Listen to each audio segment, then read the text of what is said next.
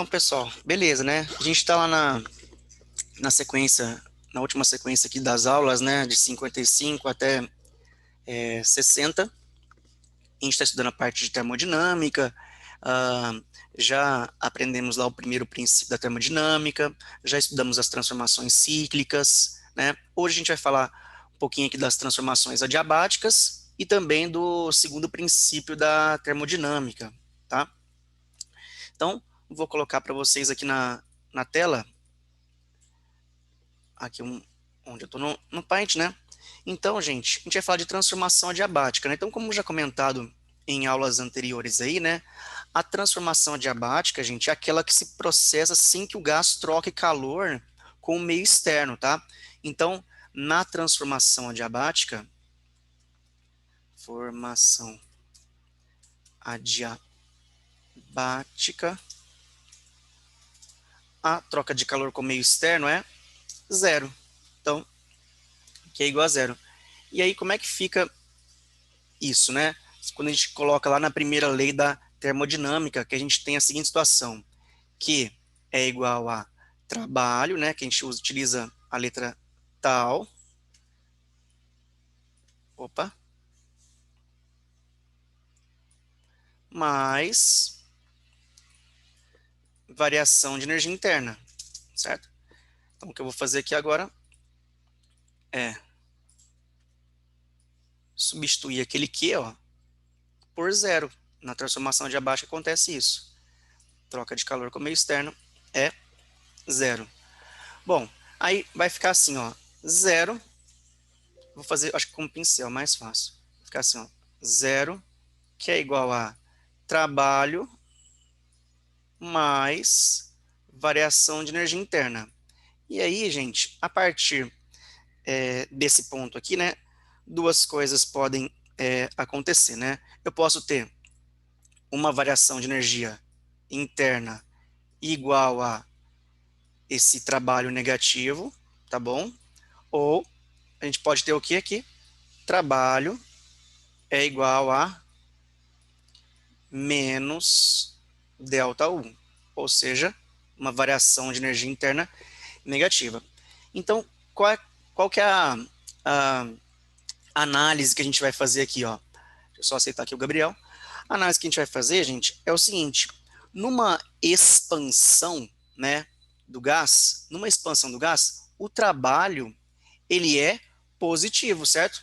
Então, na expansão, vamos colocar aqui, ó, na expansão gasosa, o que tem que acontecer com o trabalho? Se ele está expandindo, o volume está aumentando, certo? Então, o trabalho é maior do que zero. E o que acontece quando o trabalho aqui é maior que zero, quando o trabalho é positivo? O que acontece? Quando o trabalho é positivo, a gente tem uma diminuição da energia interna.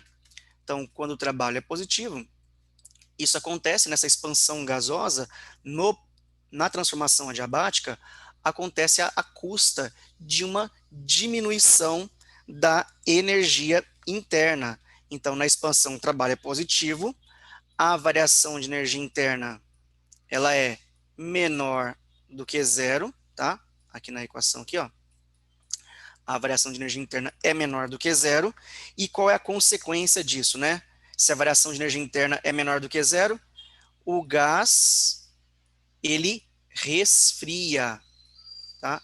O gás resfria. A gente vai fazer um exemplo aqui, daqui a pouco, de um problema que tenha justamente a ver com essa parte aqui do conteúdo, né? Agora, numa compressão, gente, numa compressão, vamos analisar a equação do jeito que está ali em cima. Numa compressão, a gente está falando, se é compressão, o volume, acontece o que com o volume? O volume diminui, certo? Se o volume diminui, o trabalho ele é negativo, alright? Então aqui, ó, numa compressão, o volume diminui, e se o volume diminui, o trabalho realizado sobre o gás. Então, o trabalho realizado sobre o gás, um trabalho negativo. Então, na compressão, o trabalho ele é menor do que zero, o sistema vai realizar trabalho sobre o meio, tá bom? E aí, o que a gente vai ter aí? Quando o sistema realiza trabalho sobre o meio, né, que ele vai comprimir, quando comprime o gás, o que acontece com ele aqui, gente? Quando comprime o gás, aumenta a temperatura. Então, o ΔU maior do que zero, como previsto aqui pela nossa equação da primeira lei da termodinâmica, tá vendo? Ó? Trabalho negativo, a variação de energia interna é positiva, e a consequência disso é que o gás esquenta. O gás esquenta.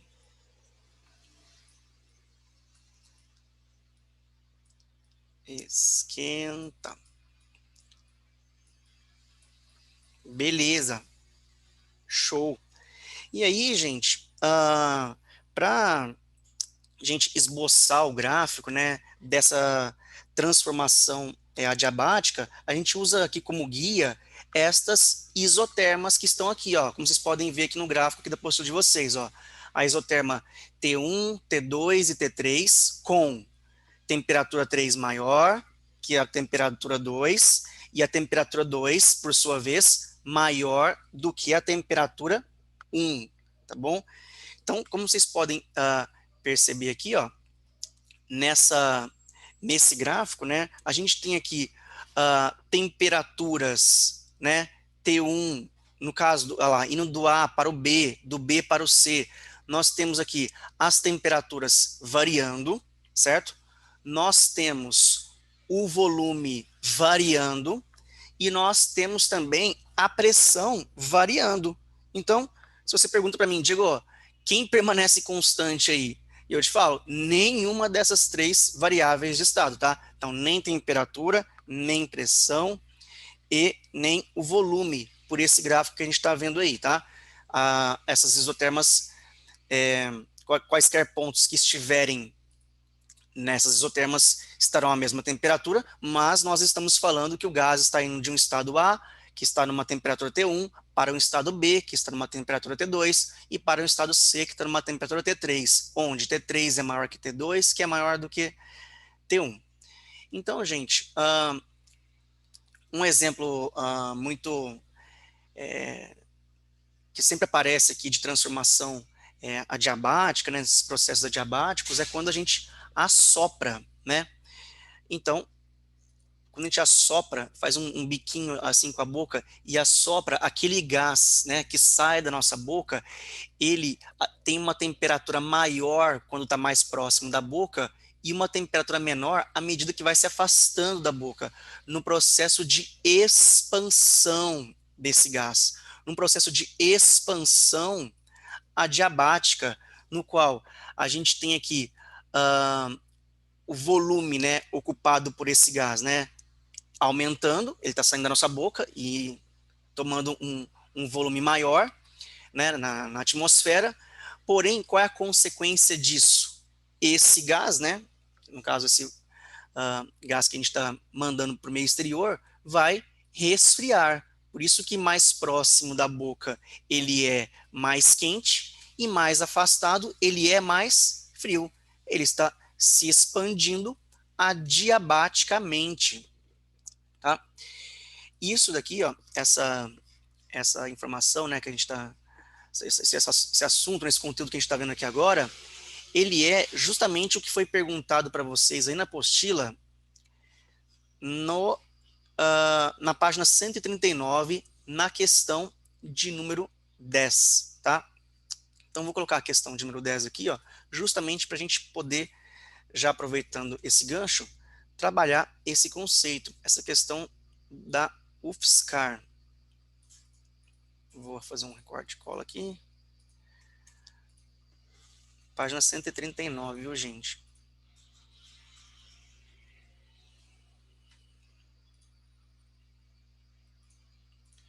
Deixa eu abrir outra página aqui do Paint. Dê uma olhada aí na questão 10, página 139.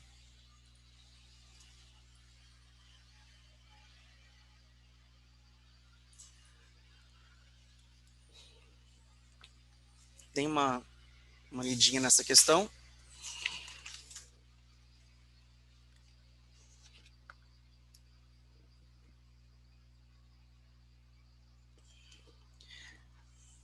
Então, mantendo uma estreita abertura em sua boca, assopre com vigor sua mão agora. Agora. Nossa, é um imperativo aqui. Viu? Você produziu uma transformação adiabática.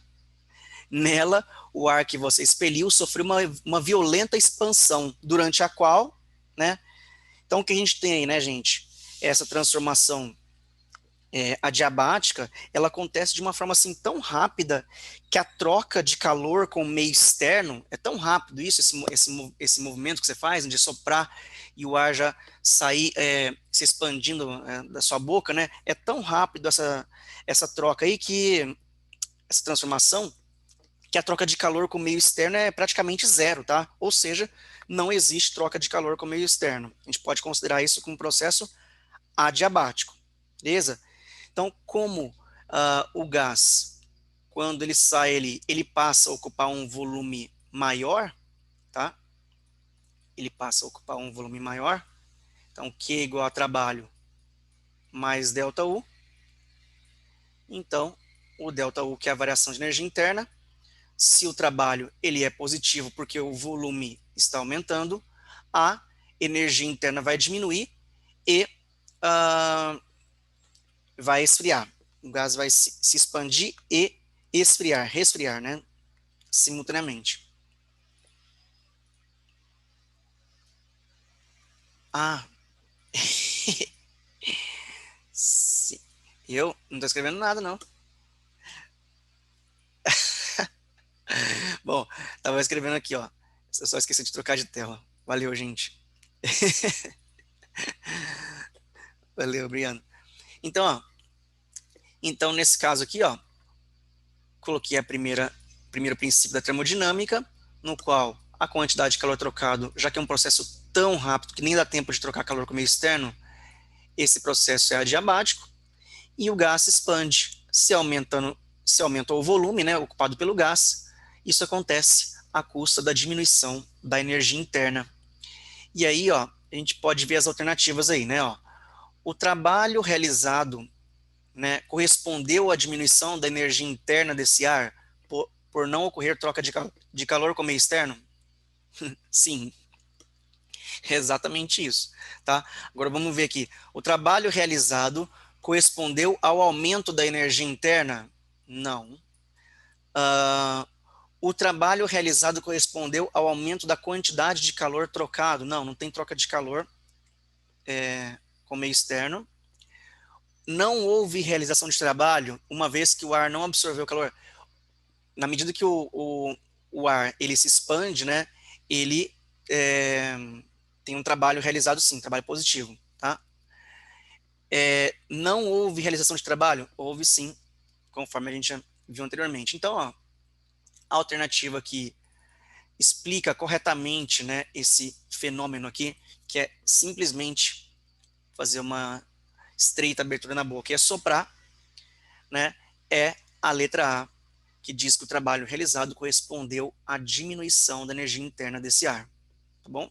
E que não ocorre troca de calor com o meio externo. Bom, gente, essa foi a questão de número 10. A gente fez na aula passada a questão 9. Alguém lembra se a gente fez isso? Esse problema? Fala, David. Eu acho que a gente não fez, mas eu tenho uma dúvida, professor, rapidão. Ah, pode perguntar. Eu não entendo como que há trabalho, sendo que, tipo, não há um deslocamento, tipo, tem expansão do gás, tal, mas, tipo, ele tá deslocando o quê, sabe? É isso que eu não entendi. Toda vez que o gás, se ele estiver, é porque o trabalho, David, ele está relacionado ao volume, né? Toda vez que o gás, ele passa a ocupar, tá, perfeito, André. Então, toda vez que o gás passa a ocupar um volume, tá ocupando um certo volume, e ele passa a ocupar um volume maior, ele teve que realizar trabalho, ele teve que sair daquele meio onde ele está, né, daquele sistema onde ele está, e ir para um outro sistema. No caso, quando ele sai desse meio tem um volume menor e vai para um volume maior, ele está expandindo. E nesse processo de expansão, ele vai diminuir a temperatura. A temperatura externa, por exemplo, né, do meio externo, ela é inferior à temperatura que saiu do gás que saiu da nossa boca, certo?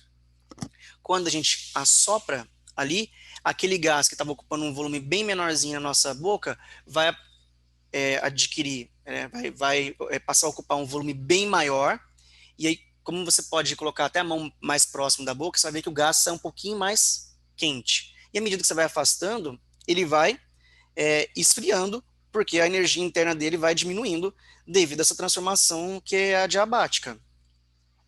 Tá? Então, toda vez que o gás experimentar esse processo de sair de um volume menor e ir para um volume maior, trabalha aí, ó, positivo, beleza?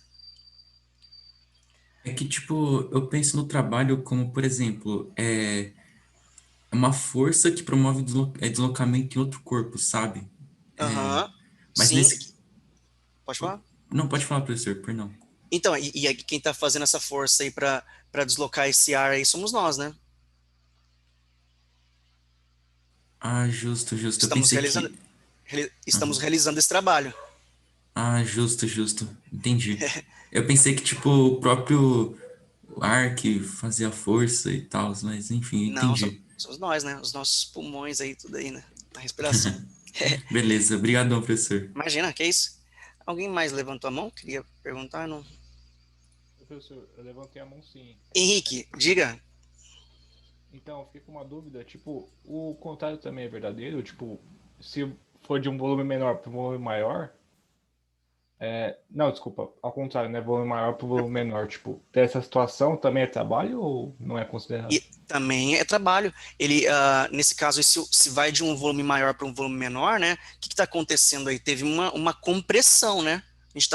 Esse gás estava ocupando um volume maior e a gente comprimiu ele. Aí, quando a gente comprime esse gás aí, a gente tem um processo inverso, né? Que ao invés de esfriar, né, de diminuir a temperatura, como a gente está comprimindo esse gás aí e ele está experimentando agora um volume menor, está passando a ocupar um volume menor, o choque entre as moléculas vai ficar mais acentuado, a gente tem o quê? O gás vai esquentar, vai aumentar a energia interna desse gás, tá? Já que ele está num espaço menor, a quantidade de choques, né, a energia cinética do gás vai aumentar, e a energia interna também. Então, um é o inverso do outro, né? Tudo bem? Bom, mais alguém tinha levantado a mão, gente? Não?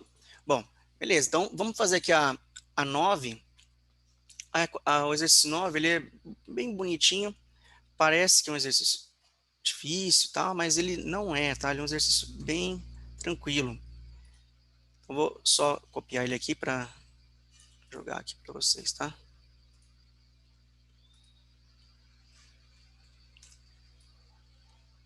Nove.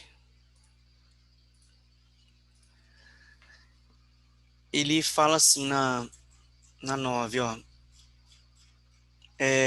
1 mol de um gás, de um gás ideal, né, passa por transformações termodinâmicas indo do estado A para o estado B e, em seguida, o gás é levado ao estado C, pertencente à mesma isoterma de A. Calcule a variação de energia interna do gás em joules, ocorrida quando o gás passa pela transformação completa ABC.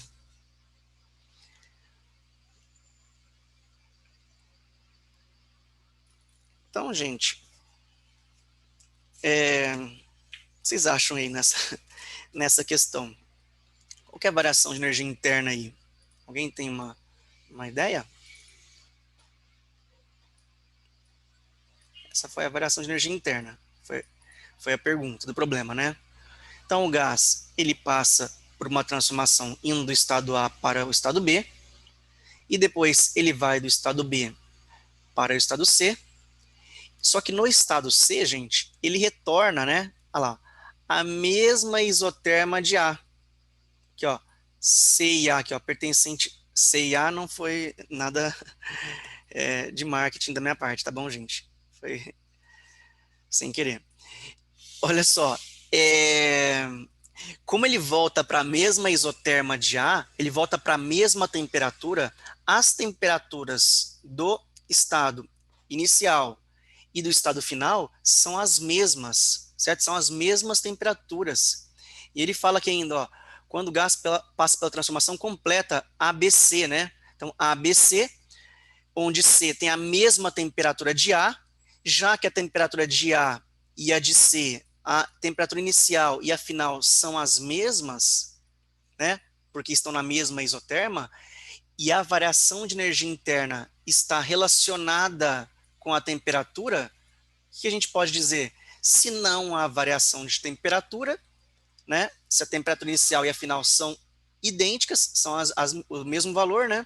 A variação de energia interna é zero.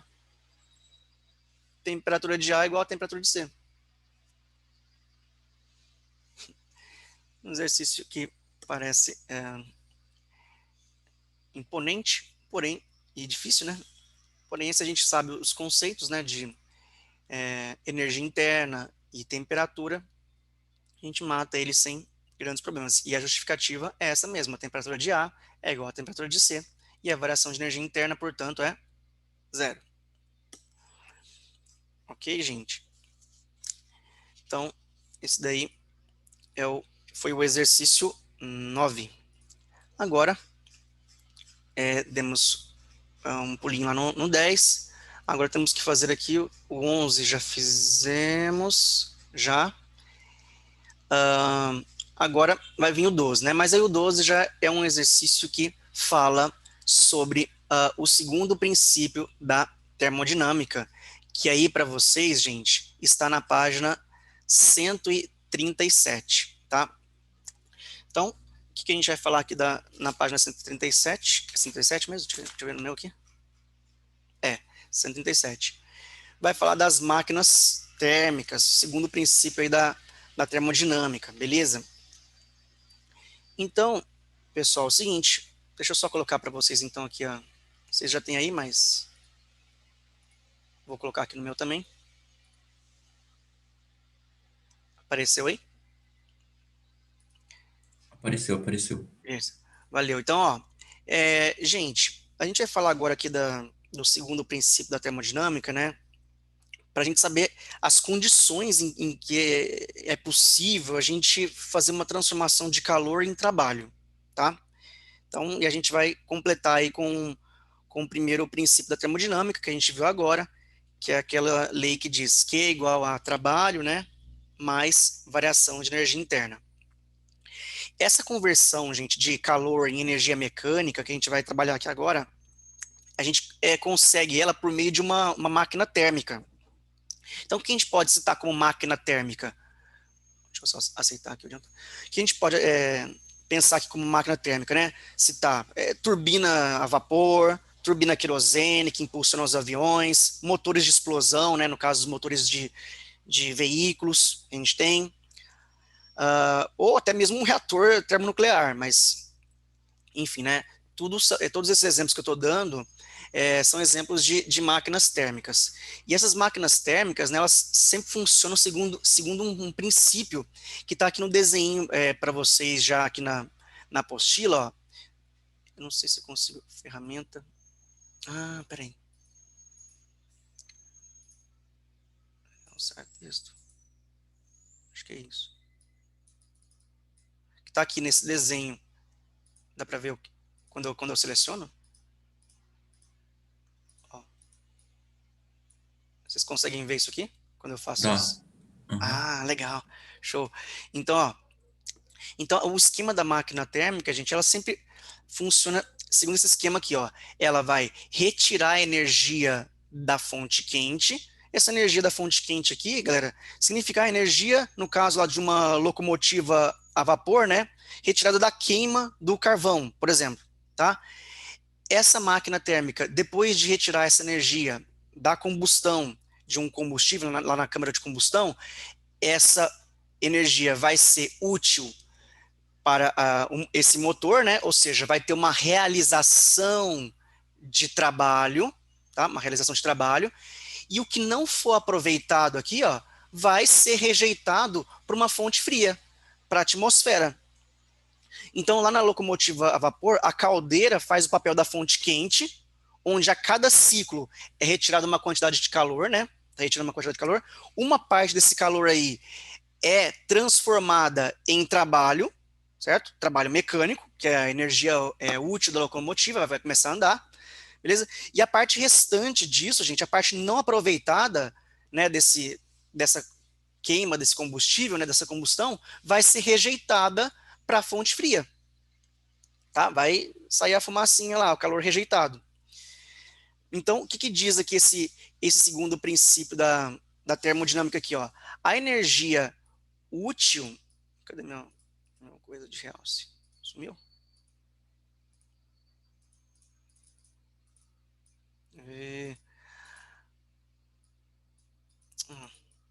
Eu não consegui mais. Prof, Bom, você tá tirando ele. e agora? Ó, agora eu coloquei de novo. Ah, que triste. Bom, beleza. Bom, gente, aqui, ó, essa parte de baixo aqui, ó, trabalho é igual a Q1 menos Q2, tá? Esse trabalho é igual a Q1 menos Q2 diz o seguinte, a energia útil, né, da locomotiva, a energia que vai ser a energia responsável por esse trabalho mecânico, né, ela é a diferença entre a energia que foi retirada da fonte quente, a energia total, portanto, tá bom? E a energia que foi rejeitada para a fonte fria. Então, gente, essa máquina térmica aí, ela tem um rendimento. Ela pega uma parte da energia lá da fonte quente, tá? Pega uma energia lá da fonte quente e com essa energia, ela queima esse combustível, realiza um trabalho e o que não for aproveitado é transferido para uma fonte fria, para a atmosfera, por exemplo.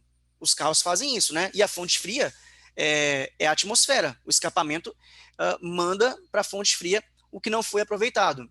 Tá? Então a gente tem aqui ó, essa fórmula aqui, ó, trabalho, que é a energia útil, é a energia total recebida, menos a energia que foi rejeitada para a fonte fria. Beleza?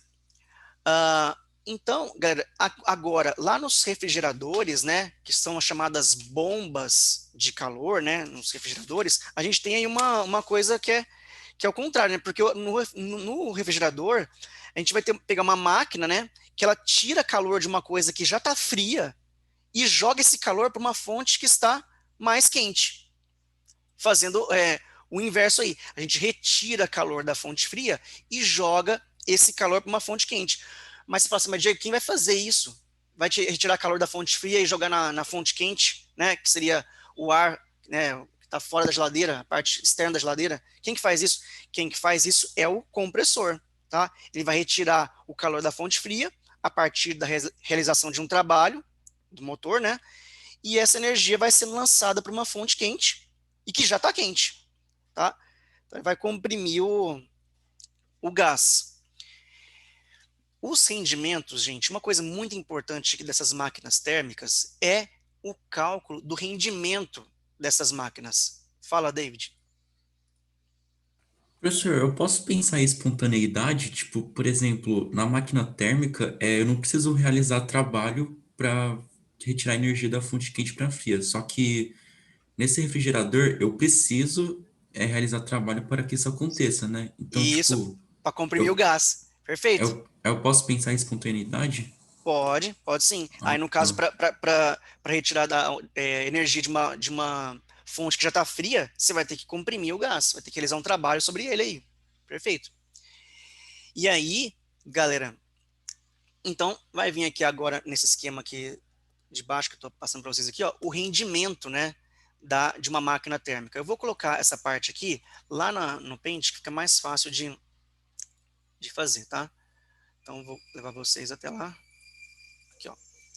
Então, o que é rendimento, gente? Rendimento nada mais é do que o que você está aproveitando de um total que te é disponibilizado.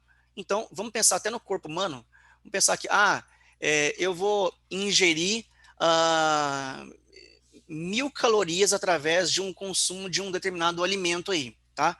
Mas o meu corpo, ele não consegue sintetizar, né, não consegue aproveitar toda essa energia oferecida por determinado alimento, certo? Uma parte dessa energia que eu estou consumindo, eu vou eliminar, sob forma de, enfim, xixi, né?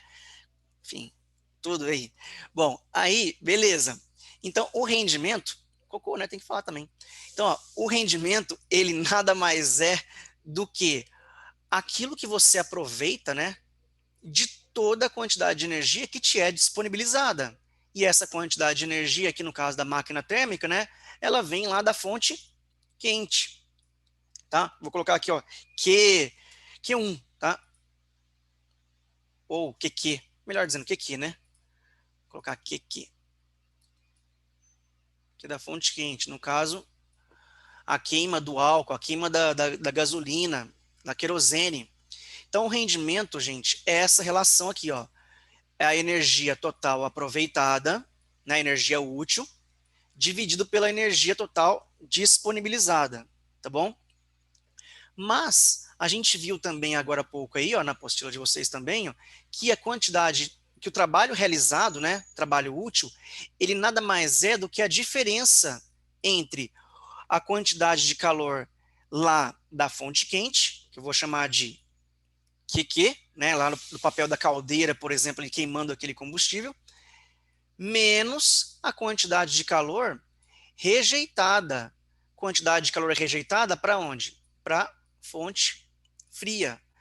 Então, o trabalho pode ser dado por QQ menos QF. O que é o QQ, gente? Energia recebida, energia lá da fonte quente. O que é o QF? Energia rejeitada, rejeitada para a fonte fria. Se eu pegar essas duas fórmulas aqui, ó, e juntá-las, né, eu posso chegar numa nova expressão, ó. Rendimento é igual a QF, ou QQ, menos QF, dividido pelo QQ. Ah, é uma subtração, né, onde eles têm o mesmo denominador, né? Então, se eu separar esta fração, né? Se eu separá-la, vai ficar 1, porque é QQ dividido por QQ, tá bom? Menos QF sobre QQ. Alright? Então, ó, o que eu fiz aqui nesse processo, só separei a divisão. Fiz QQ dividido por QQ menos QF dividido por QQ. E aí eu consigo calcular o rendimento desta forma também. Pode falar, David. Professor, uma coisa que não ficou muito claro para mim é no refrigerador, por exemplo, é a mesma relação da máquina térmica? Na hora que a gente for fazer os exercícios, problemas, se é a mesma relação? A gente só tem que ficar atento, David, nos sinais, tá? A gente vai fazer exercício disso daí e a gente vai ver o quão importante é ficar atento nesses sinais, tá? É que, tipo, O por QQ, exemplo, o QQ e o QF estão em módulo.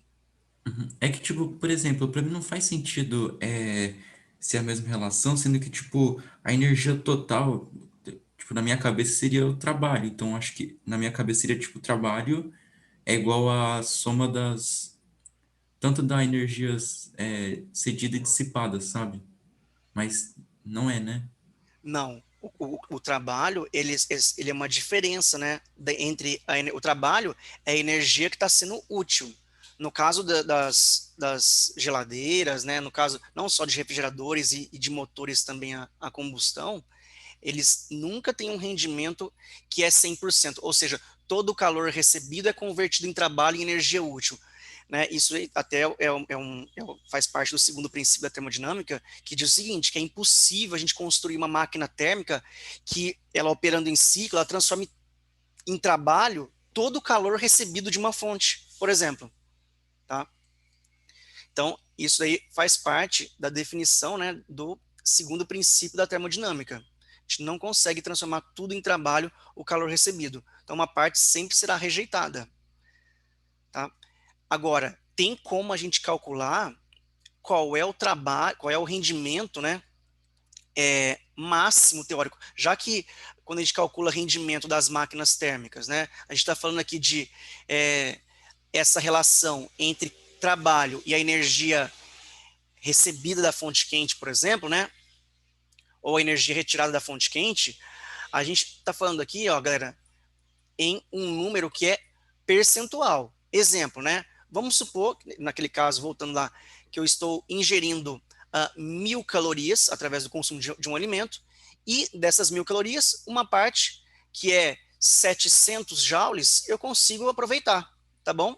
Então, eu consigo aproveitar para manter as minhas funções vitais, para manter a mesma temperatura do meu corpo sempre, mas eu ingeri um total de 1.000 calorias, tá? Então, se eu fosse considerado aqui, meu corpo sendo considerado como uma máquina térmica, qual que seria o meu rendimento, né? O meu rendimento para esse consumo, né, seria de 70 por 100, ou seja, 70%, tá bom? De rendimento. Esse seria o meu rendimento se eu consigo aproveitar 700 calorias de um total de 1.000 calorias que eu ingeri, tá bom, gente? Ah, Professor, diga, pode falar. perdão, rapidão, a última coisa. Então, Não, pode tipo, perguntar. é, a energia térmica, que é o calor, né, no caso, é liberado também da fonte fria. Ela também vai ser a total, né, no caso. A energia total dissipada, né? Dissipada para a fonte fria. Não, não, não, Sim, é no refrigerador. Sabe que é o sentido contrário. sei. Diga. Mas é dissipada? Então, então, só que acontece o seguinte, David, no gerador, o processo, ele é o inverso, né? O que acontece ali? Ele está tirando energia de uma fonte que é fria, né? Está tirando mais energia dela ainda, certo? Por isso que o refrigerador chama bomba de calor, porque a bomba, ela suga, né? Então, está tirando energia de uma fonte que já está fria e mandando para uma coisa que está mais quente. Aí, tanto é que nas geladeiras mais antigas, se você reparar, David, tem uma gradezinha metálica que ela fica super quente ali, ela vai aquecendo, né? Porque está tirando a energia de uma fonte que já está fria e jogando para uma fonte que está mais quente. Aí tem uma gradezinha que ela esquenta. Muitas pessoas colocavam até aquele exaustor, né? Colocava até roupas para secar, tênis, meia, enfim, como se fosse um varalzinho ali que tivesse um sistema próprio de aquecimento, né? E, bom, é isso. Eu não sei se eu respondi a sua pergunta. Eu acho que a gente fazendo exercício vai ficar mais claro, né? Porque, tipo, sei lá, ainda não ficou muito claro se a relação vai ser a mesma coisa, Tá mesmo bom, sendo dois processos diferentes, sabe? beleza. Vamos fazer então alguns problemas aqui envolvendo as máquinas térmicas, e aí a gente vai tirando todas essas dúvidas então. Bom, gente, agora aqui só terminando essa parte aqui da teoria, né, dos rendimentos das máquinas térmicas. Então tem um cara chamado Sadi Carnot que ele desenvolveu uma teoria capaz de calcular o máximo rendimento que uma máquina térmica pode ter. Já que ela não pode ter um rendimento de 100%, né, ele desenvolveu aqui uma teoria na qual a gente consegue extrair a partir dela qual é o rendimento máximo que essa máquina térmica pode ter, tá bom? Eu vou colocar para vocês aqui, para quem está acompanhando pela apostila aí, ó, tá lá na página 137, tá? Que é o ciclo de Carnot, tá? Vou copiar esse desenho que está aqui e vou colar para vocês.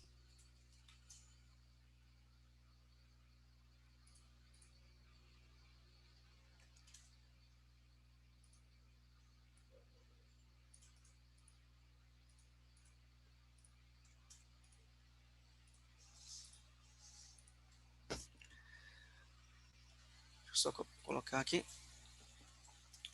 Então, gente, então no ciclo de Carnot, né, como vocês podem observar aí, né, é um ciclo que ele previu. No caso, a gente tem aqui o gás passando pela transformação A para B, depois de B para C, de C para D e de D para A. Então, galera, basicamente, a gente tem duas coisas aqui, tá? A gente tem uma expansão isotérmica. Aqui, ó, esse gráfico que eu vou fazer de vermelho, eu vou grifar aqui de vermelho, ó, são duas isotermas aqui, tá? É uma isoterma T1, é uma isoterma T1 e uma isoterma T2. A isoterma T1, ela está representando a transformação de A para B, e a isoterma T2 representando a transformação de C para D de dado, tá? Então, no processo de A para B, então de A para B, o que a gente tem aí, gente? A gente tem uma expansão, o gás está aumentando o seu volume, tá bom? Então, temos uma expansão isotérmica, na mesma isoterma, na mesma temperatura, isotérmica. No caso do processo B para C, nós temos uma expansão adiabática,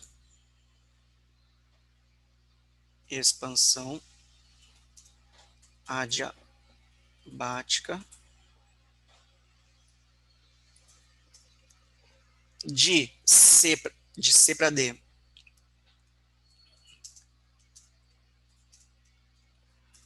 Nós temos uma compressão, como vocês podem ver, a diminuição do volume, uma compressão isotérmica. E por último, de D para A, nós temos uma compressão adiabática.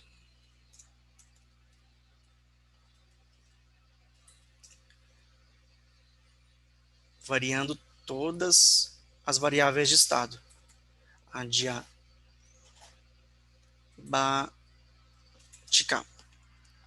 Então, o Carnot, ele previu, né, nos seus estudos, que o máximo rendimento de uma máquina térmica, ela deveria passar por essas etapas, por uma expansão isotérmica, por uma expansão adiabática, por uma compressão isotérmica e por uma compressão adiabática. E, em particular, né, ele conseguiu demonstrar que o rendimento máximo dessas máquinas térmicas era calculado semelhante a uma formulinha que a gente acabou de calcular agora atrás, acabou de verificar agora atrás, que é dado por 1 menos, lembra que a gente acabou de ver ali que era 1 menos QQ dividido por QF, onde o QQ é a quantidade de calor retirado da fonte quente, e o QF é a quantidade de calor rejeitado para a fonte fria. A equação do rendimento da máquina térmica, segundo esse ciclo de Carnot, né, o rendimento máximo, é dado por essa relação. 1 menos, ao invés de quantidade de calor rejeitada para a fonte fria, já que a fonte é fria, a temperatura lá é fria. Já que estamos falando de uma quantidade de calor recebida de uma fonte quente, então a fonte lá é quente, tem uma temperatura maior. Então é TF dividido por TQ, onde o TF é a temperatura da fonte fria e o TQ é a temperatura da fonte quente, tá bom? E aí, galera, essa temperatura, conforme a gente está trabalhando ao longo de todo esse tempo, ela tem que estar sempre em Kelvin, tá? Ó, com a temperatura em Kelvin. Sempre, hein, gente? Aqui uma exclamação aqui. Beleza? E aí, ó, nessa fórmula você pode perceber como é 1 menos o que vai dar nessa divisão da temperatura fria para a temperatura quente, você pode perceber que esse 1, ele limita o rendimento da máquina térmica. Ela nunca será superior ou igual a 100%. Então, no caso aqui eu tenho 1. O que é 1? 1 é 100%. 100% menos o que der desta divisão, desta razão entre as temperaturas absolutas das fontes, tá? Então, a gente tem aqui que o rendimento pode ser calculado como 1 menos TF sobre TQ. Rendimento máximo, tá, gente? Fala, David. Professor, eu tenho uma dúvida. Dá Diga. para, tipo, por exemplo, distinguir sei lá, um processo isotérmico de um adiabático apenas pelo gráfico, sem lhe dar informação? Porque, tipo, sei lá, eu não Sim, consigo. sim, sim. Ó, no processo isotérmico, está representado por essas duas isotermas aqui, que é T1 e T2, tá? Que é essa hipérbole. Agora, no processo adiabático, as três variáveis de estado aqui, David, estão variando, tá? Pressão, volume e temperatura. Olha o que é adiabático aqui, ó. Adiabático é de B para C. A gente tem a temperatura mudando, né? Saindo de B para T1 para C, que é T2. Temos o volume variando, no caso, uma expansão, tá?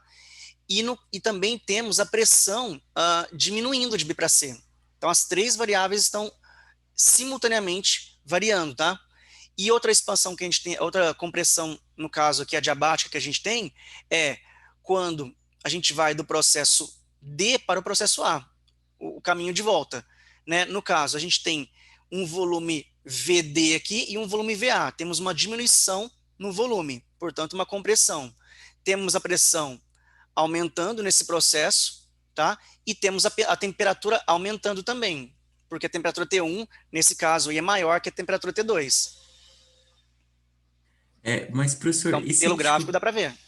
tá, e Pode se, falar. tipo, por exemplo, ele não desse esse T1 e T2, tipo, se não explicitasse que era uma isoterma, sabe? Aí já não Ah, teria como, né? não, aí não. Ele precisa, ele Ah, precisa dar, tá. ele precisa dar uma informação, sim, tá? O gráfico Tá. do ciclo de Carnot é sempre esse, tá? É sempre esse, ele não muda. Beleza, beleza. Beleza? Valeu, hein, professor. Uhum. Imagina, que isso. Ó, gente, ah, beleza, então a gente tem de A para B aí o sistema transformando o calor recebido da fonte quente em trabalho. Depois, de B para C, ao realizar esse trabalho, ele sofre um abaixamento da sua temperatura, como a gente pode ver, né? Vai de T1 para T2. E depois de C para D, ele tem uma compressão, né? A gente tem um trabalho realizado sobre o sistema, porque tem uma compressão, e essa compressão que é convertida em calor. E essa conversão em calor vai ser transmitida para a fonte fria.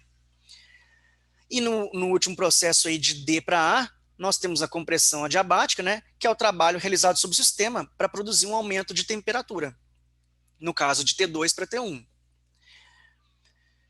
Bom, vou fazer então um probleminha envolvendo, né, esses conceitos que a gente aprendeu aqui, ó. O primeiro deles, gente, é lá na página 139, tem até o funcionamento aqui de um motor aqui, que é o 12. Ele deu até a equação aqui no enunciado. Vou colocar para vocês aqui. Só trocar a tela, gente, rapidinho.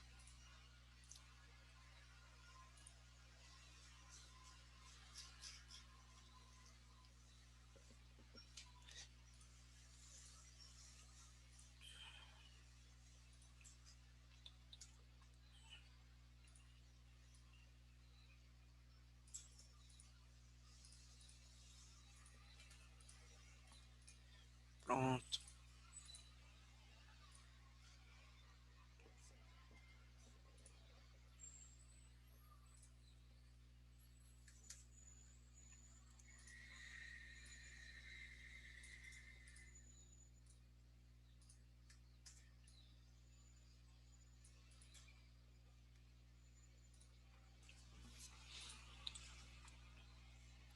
Aí eu vou salvar aqui também o que ele está pedindo. Saiu meio conectado aí as palavras, gente. Ó, A segunda lei da termodinâmica pode ser usada para avaliar propostas de construção de equipamentos e verificar se o projeto é factível, ou seja, se é realmente possível de ser construído. Considere a situação em que um inventor alega ter desenvolvido um equipamento que trabalha segundo o ciclo termodinâmico de potência mostrado na figura. O equipamento retira 800 kJ de energia na forma de calor de um dado local que se encontra na temperatura de 1000 kelvins. Desenvolveu uma dada quantidade líquida de trabalho para a elevação de um peso e descarta 300 kJ de energia na forma de calor para outro local que se encontra a 500 kelvin de temperatura. A eficiência térmica do ciclo é dada pela equação fornecida. Tem algumas palavras que estão juntas, aí confunde a leitura aqui. Bom, ele quer aí, ó, letra A. Determine o rendimento da máquina proposta pelo inventor em função das quantidades apresentadas. Então, ele quer que a gente calcule o rendimento desta máquina. Aqui, ó, pessoal, ele deu até no próprio desenho aqui já a equação para a gente calcular o rendimento desta máquina, ok? Olha lá, o rendimento é trabalho em cada ciclo, né? Dividido pela quantidade de calor do reservatório quente. Esse H aí provavelmente é de calor, né? Em inglês, beleza? Então, olha só, né? Como é que a gente calcula isso? Só dividir a quantidade de trabalho realizado, né, pela quantidade de calor. E aí, galera, a gente pode utilizar para isso uma equaçãozinha simples, que a gente já viu ali, que diz o seguinte: trabalho realizado é a diferença entre o calor recebido, né, recebido da fonte quente, e o calor rejeitado. Beleza? Então, qual que foi o trabalho realizado aí, ó? Ele diz que nesse ciclo, né, ele retira uma quantidade de energia de 800 kJ na forma de calor, mas ele rejeita, descarta 300 kJ de energia. Então aqui, ó, será 800, alright?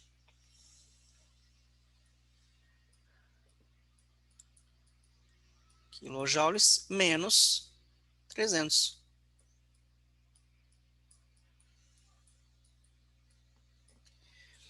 Beleza. Então, o trabalho aí, ó, útil, né? A energia útil de 500 kJ. Agora ele quer saber o rendimento. E o rendimento ele já até deu aqui, ó, por esta fórmula. Então, ó, o trabalho a gente já utilizou aqui. Agora vamos calcular o rendimento. O rendimento, ele é o trabalho pela energia retirada. Então, da fonte quente.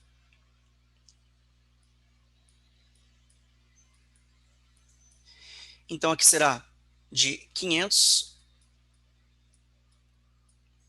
por 800. Então, gente, dividindo aqui, ó, 5 por 8, isso aqui vai dar 0,625. Qual que é esse rendimento?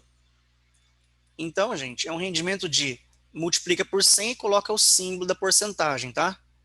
62,5%. Beleza? Então, determine o rendimento da máquina proposta pelo inventor em função das quantidades apresentadas. Então, ó, gente, a gente está fazendo esse problema aqui em função das quantidades apresentadas, né? Calculando o rendimento. Que isso, ele falou que foi feito isso. O equipamento ele retira 800 kJ de energia na forma de calor de um dado local, que se encontra na temperatura de 1000 kelvins. E aí ele desenvolve uma quantidade líquida de trabalho, né? Ele aproveita para fazer que trabalho que ele quer que faça, elevação de um peso, tá? E ele descarta 300 kJ de energia para uma fonte fria, que se encontra a 500 kelvin de temperatura. Tá vendo? A fonte fria, temperatura menor do que a da fonte quente, que é de 1000 kelvins. Beleza. Agora, olha a letra B, gente. A letra B diz o seguinte: então, esse rendimento que a gente calculou é segundo os dados do inventor. calcule a eficiência teórica máxima da máquina. A eficiência teórica máxima, gente, lembra? É dado pela equação lá que a gente viu proposta lá no ciclo de Carnot, que diz o seguinte: o rendimento é igual a 1 menos temperatura da fonte fria sobre a temperatura da fonte quente. Beleza? Então, vamos calcular esse rendimento aqui, que é o rendimento máximo possível, né? Então, é 1 menos temperatura da fonte fria é de 500 kelvins. Temperatura da fonte quente, everybody. A temperatura da fonte quente é de 1000 kelvins. Então, esse rendimento é 1 menos 500 por 1000 dá 0,5. 1 menos 0,5 dá o próprio 0,5. Isso em porcentagem, quanto que é isso? 50% de rendimento. Opa! Então tem uma coisa aqui, né? O rendimento teórico máximo é de 50% e o inventor diz que a máquina dele consegue esse rendimento de 62,5%. Aí pergunta aí, fala na letra C, com base nos resultados dos itens anteriores, avalie se o projeto é factível ou não. Então, gente, já que o rendimento máximo é teórico, é o valor de 50%, e o que ele apresentou para a gente daria um rendimento de 62,5%, então isso não é factível, tá?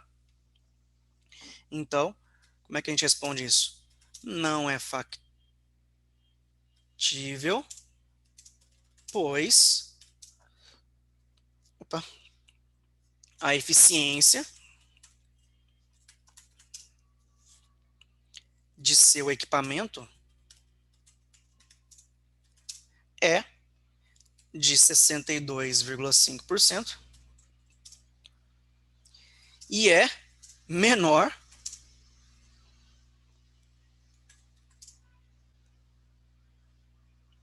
que a eficiência teórica máxima.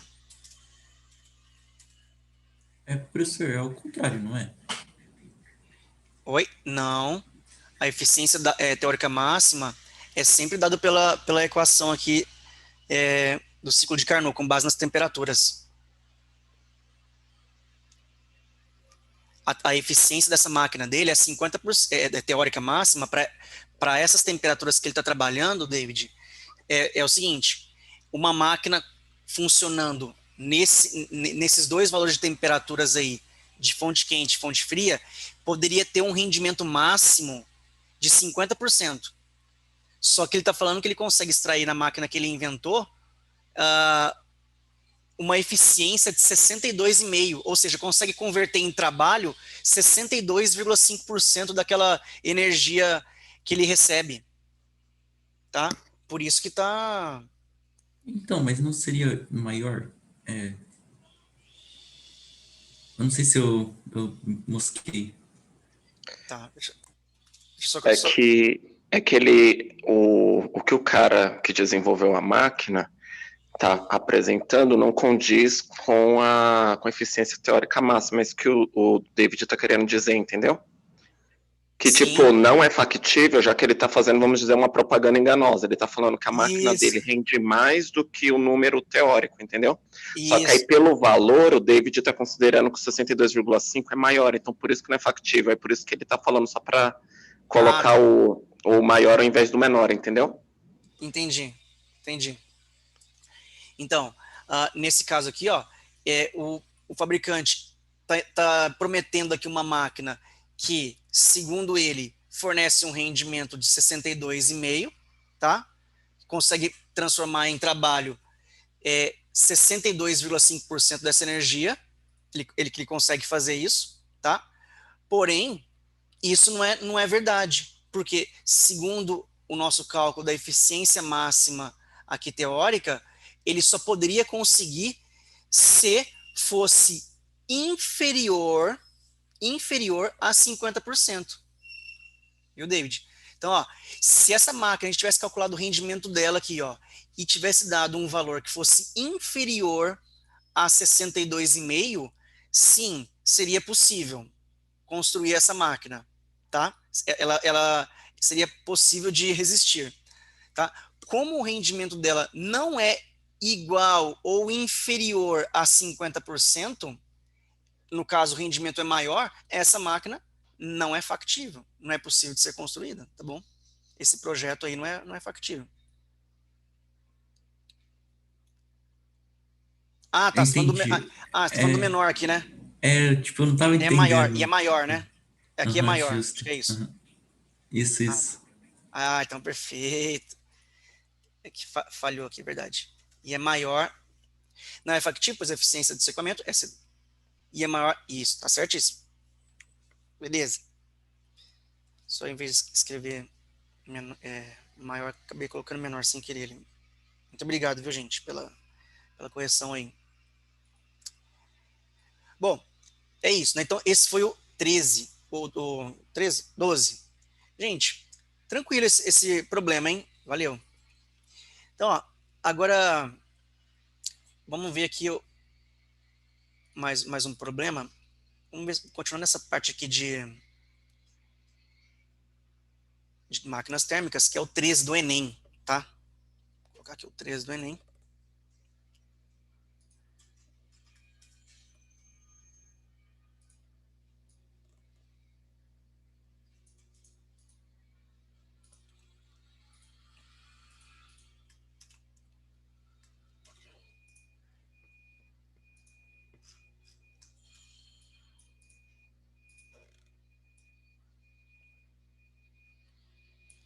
Bom, gente, veja se aparece para vocês aí, ó, certinho, né? Tá lá, um motor, ele só poderá realizar trabalho se receber uma quantidade de energia de outro sistema. No caso, a energia armazenada no combustível é, em parte, liberada durante a combustão para que o aparelho possa funcionar. Quando o motor funciona, parte da energia convertida ou transformada na combustão não pode ser utilizada para a realização de trabalho, que é o que a gente viu, que é a parte de calor que é rejeitado, certo? Isso significa dizer que há vazamento da energia em outra forma. De acordo com o texto, as transformações de energia que ocorrem durante o funcionamento do motor são decorrentes de a... Aí um tempinho para vocês pensarem aí.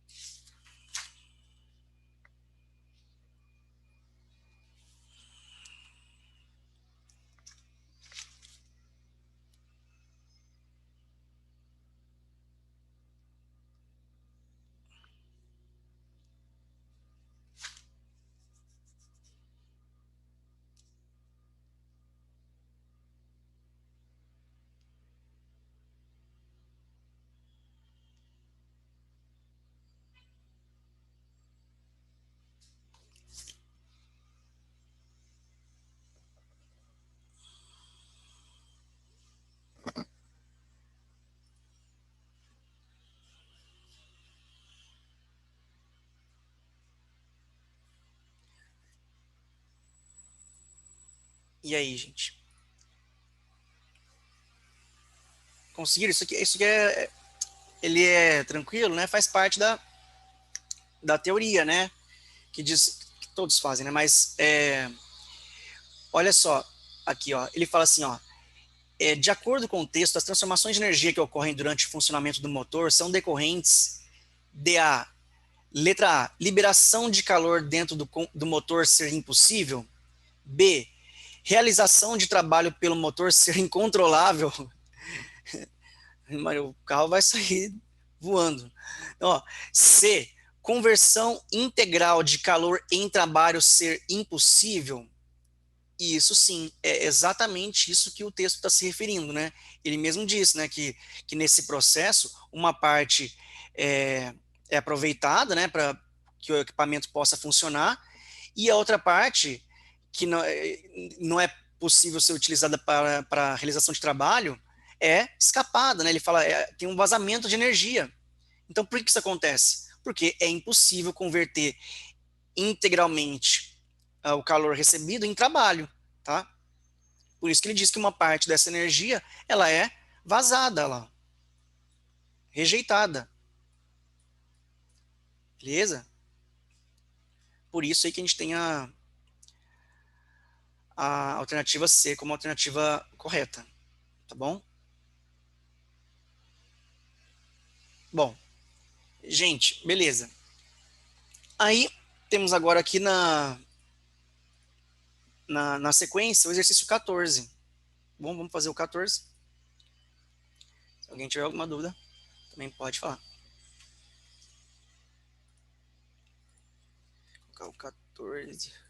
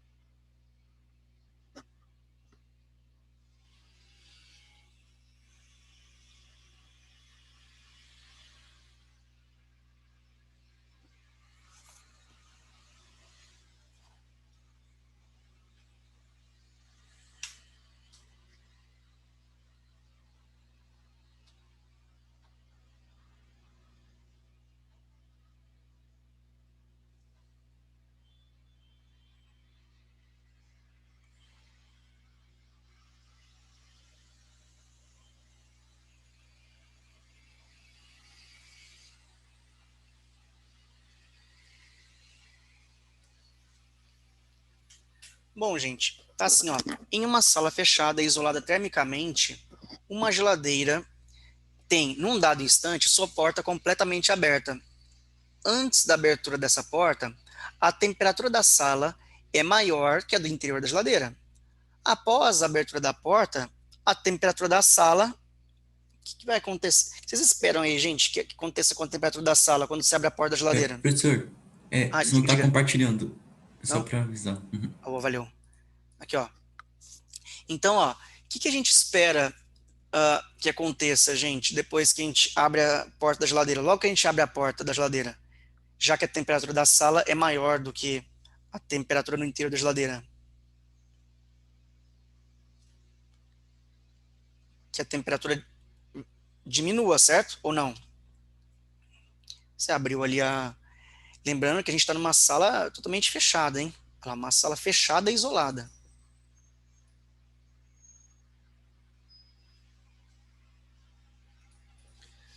Uma sala fechada e isolada termicamente.